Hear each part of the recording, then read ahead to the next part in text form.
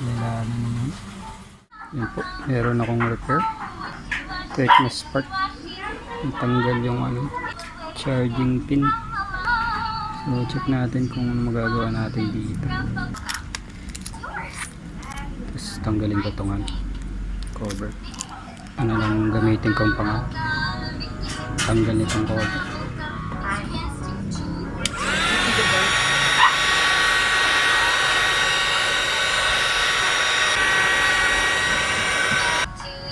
Try natin kung mangat na siya.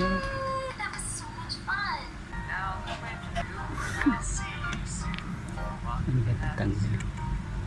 Mas ko nga sa internet para tanggalin.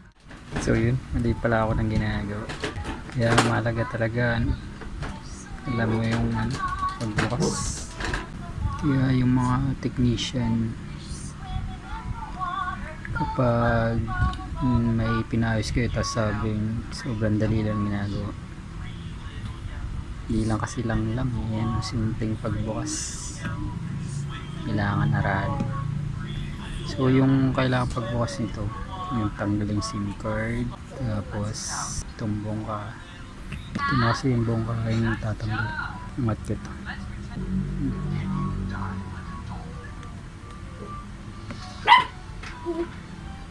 Ilan? Power.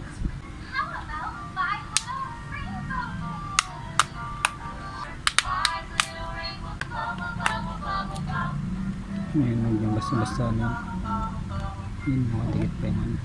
So ngayon yung pagtanggal buong kapat. Tanggal ka ito. Hindi pala yun. So yun, hindi pa ito nabubukas. Nakasilip pa yung warranty siya. So tanggalin natin. Tayin ko lang natin. So yun, kasama siyang namatay kasi lobat na lobat. So tanggalin ko yung mga tornilyo. Ito yung mga tornilyo. So yung mga cover pa yung lagay ng tornilyo. So yung lagyan ko dito, tatanggalin ko yung power, yung battery. So unahin ko itong tanggal. So yun, pag tinanggal nyo itong fingerprint, tinlock mo, may mga nakahid na tornilyo ito. May cover pa talaga siya. Pero saan ba itong cover na ito? Tanggalin ko na ito.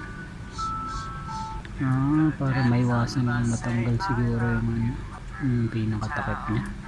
Alexa, nagsisilbi na rin siya siguro. Hindi pasukan ng tubig. Pero pinaka-cover talaga siya ng itong case. Ito na yung last. Okay, try ko dito.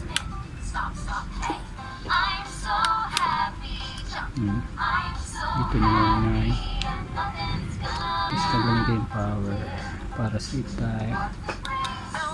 Tanggalin ko naman ito. Meron din siyang on.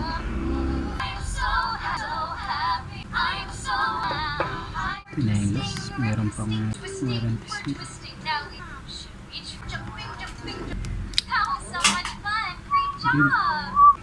So tanggalin ko ito.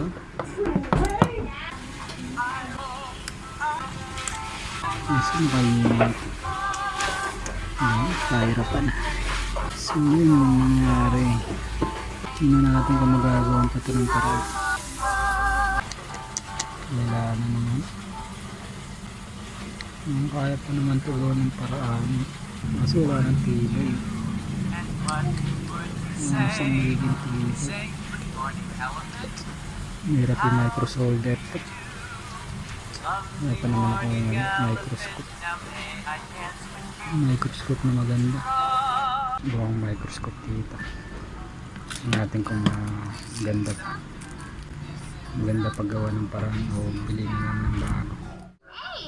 So yan, check natin kung may pwedeng magawa ng paraan. Hirap pag may makulit kang baby.